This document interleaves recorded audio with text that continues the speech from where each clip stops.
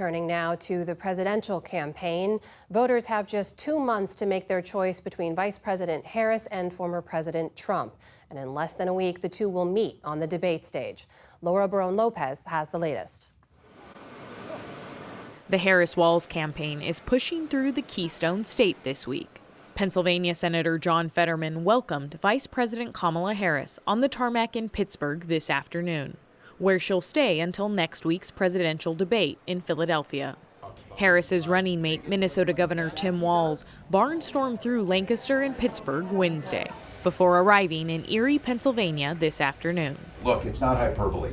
This election will go right through Erie, Pennsylvania. That is what is going to happen. We know that this is a bellwether county. We know that the work you're doing here is going to make a difference, and we know this will be a tight race. Citizenship. Meanwhile, former President Donald Trump was in his hometown to speak to the Economic Club of New York. We have to take care of our own nation and her industries first.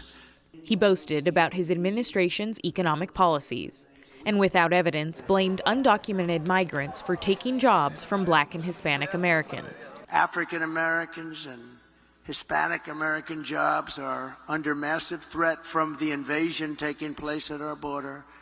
They're taking the jobs of Hispanic Americans, African Americans, and nobody talks about it. In a Fox News town hall last night, Trump compared himself to Hungarian Prime Minister Viktor Orban, who has been criticized for authoritarian and anti-democratic policies. That was the question they asked Viktor Orban, who's really considered a very strong. They said he's a strong man. Sometimes you need a strong man.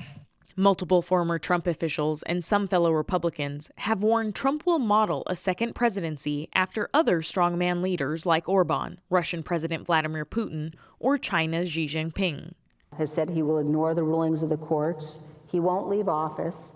He's a risk that we simply can't take. At a Duke University event last night, former Congresswoman Liz Cheney said the threat of another Trump administration means Republican voters can't sit out or vote third party. Because of the danger that Donald Trump poses, not only am I not voting for Donald Trump, but I will be voting for Kamala Harris in this election.